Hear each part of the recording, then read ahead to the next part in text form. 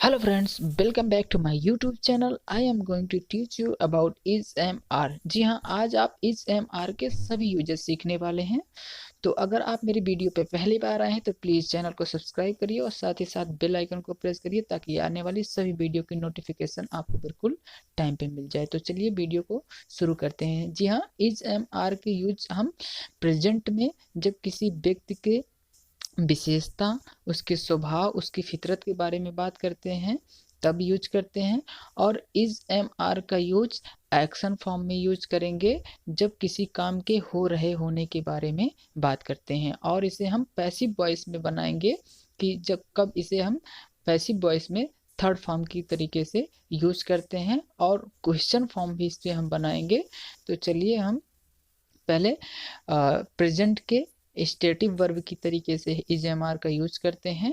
So friends, सबसे पहले हम जानते हैं आई कौन होता है, वी कौन होता है, यू कौन होता है, ही, सी, इट, नेम कौन होते हैं।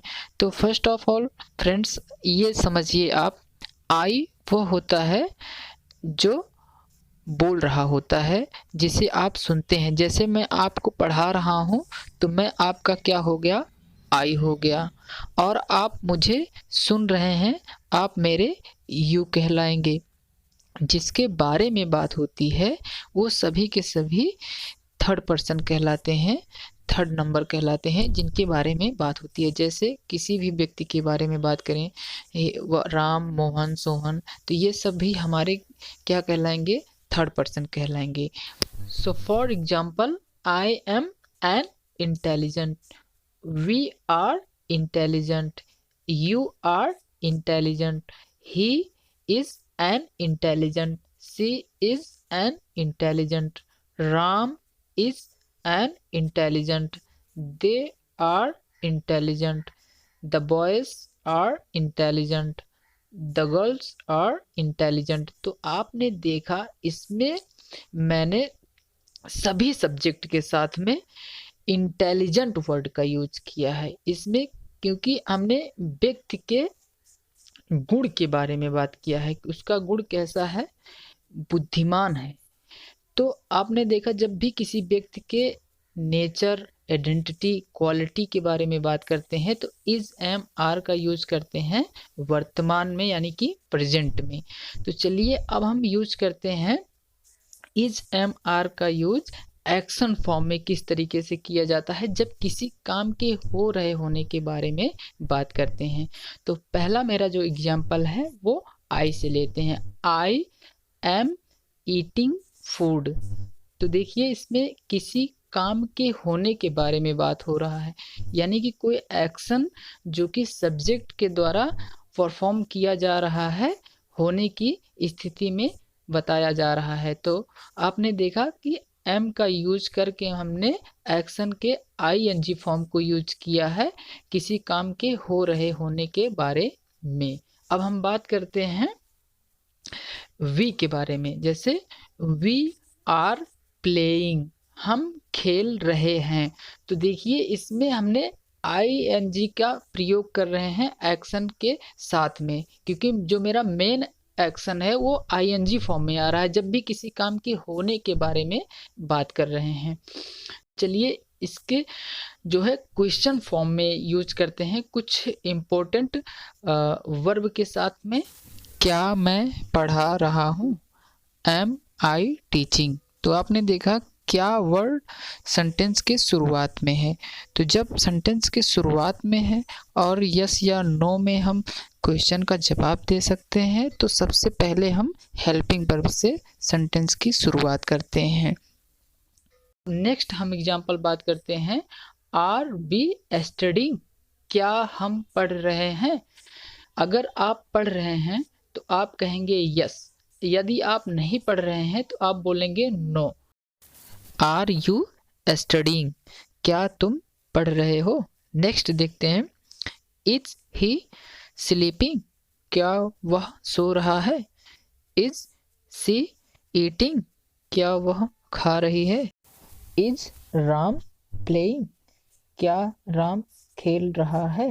Next sentence, are they making food, क्या वे खाना बना रहे हैं। आर द बॉयज स्टडीइंग, क्या लड़के पढ़ रहे हैं। आर द गर्ल्स प्लेइंग, क्या लड़कियां खेल रही हैं। यदि मुझे इसका जवाब यस या नो में देना है तो हम इस तरीके से दे सकते हैं, yes the girls are playing. अभी हम सिर्फ क्वेश्चन फॉर्म में इसके यूजेस के बारे में सीख रहे हैं, किन किन सिचुएशन में हम इसका यूज कर सकते हैं। तो चलिए अब हम बात करते हैं व्हाट का यूज करते हैं इज एम आर के आईएनजी फॉर्म में यूज करके एक्शन के हो रहे होने के स्थिति में। जैसे व्हाट एम आई टीचिंग, मैं क्या पढ़ा रहा हूँ। क्या आप इसमें यस या नो में जवाब दे सकते हैं? नहीं दे सकते हैं, क्योंकि व्हाट एम आई टीचिंग, मैं क्या पढ़ा रहा हूँ। तो आप जानते हैं कि मैं एक इंग्लिश टीचर हूँ, मैं आपको इंग्लिश पढ़ा रहा हूँ, तो इसमें आप यस या नो का जवाब नहीं दे सकते हैं। तो आप इसमें व्हाट का यूज करेंगे सेंटेंस के सबसे पहले। उसके बाद में आपका हेल्पिंग वर्ब आता है, फिर आपका सब्जेक्ट आता है, फिर आपका एक्शन वर्ब आता है जो कि आईएनजी फॉर्म में यूज किया जाता है। हम नेक्स्ट बात करते हैं वी की। व्हाट आर वी स्टडीइंग, हम क्या पढ़ रहे हैं। व्हाट आर वी स्टडीइंग, तो आप यस या नो में जवाब दे सकते हैं? नहीं दे सकते हैं। आपको बताना पड़ेगा कि आप क्या पढ़ रहे हैं। व्हाट आर वी स्टडीइंग, हम क्या पढ़ रहे हैं। हम इंग्लिश पढ़ रहे हैं, तो आप क्या बोलेंगे? We are studying English. तो आपने देखा कि व्हाट का यूज हमने किया किसी क्वेश्चन का बताने के लिए कि हाँ हम क्या कर रहे हैं। सो नेक्स्ट यूजेस सीखते हैं हम पैसिव वॉइस, किस तरीके से इज एम आर का यूज किया जाता है सेंटेंस को बनाने के लिए। सो जैसे किसी काम को किया जाता है, किसी काम को किया जा रहा है, इस तरीके के सेंटेंस को हम पैसिव वॉइस सेंटेंस कहते हैं, जो कि वो इज एम आर के यूज से बनाए जाते हैं। और पैसिव वॉइस का जो यूजेस होता है हमेशा थर्ड फॉर्म में होता है। पैसिव वॉइस का मैं एक सेपरेट वीडियो बनाऊंगा, उससे सिर्फ आप इसमें एक ओवरव्यू के तौर पे आप इसे समझिए। जैसे आम मोहन के द्वारा खाया जाता है, यानी कि सब्जेक्ट के द्वारा कोई काम किया जाता है। तो इसका एग्जाम्पल क्या होगा?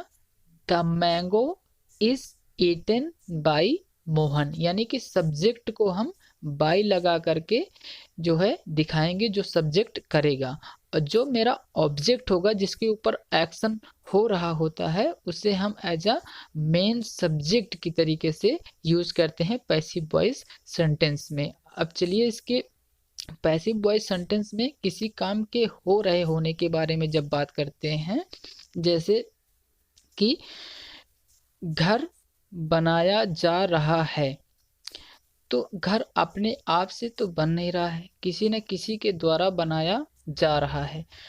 तो उसमें सब्जेक्ट का नाम नहीं दिया है, पर जिसके ऊपर काम हो रहा है वो दिया गया है, यानी कि घर दिया गया है। तो घर को हम क्या कहते हैं? इंग्लिश में हाउस कहते हैं। तो कैसे बनाएंगे? The house is being built. यदि अगर किसी सब्जेक्ट का नाम दिया रहता कि इसके द्वारा किया जा रहा है, तो उसे हम बाय लगा के दिखाते। बच्चों को पढ़ाया जा रहा है, किसके द्वारा पढ़ाया जा रहा है? It's doesn't matter. अगर सब्जेक्ट नहीं दिया गया है तो उसमें मुझे फोकस करने की ज़रूरत नहीं है, किसके ऊपर काम हो रहा है सबसे मेन फोकस हमारा उस पे रहता है। तो बच्चों को पढ़ाया जा रहा है, तो बच्चे यहाँ पे मेरे सब्जेक्ट का काम करेंगे। तो जैसे एग्जाम्पल इसको हम सेंटेंस को बनाते हैं, the children are being taught.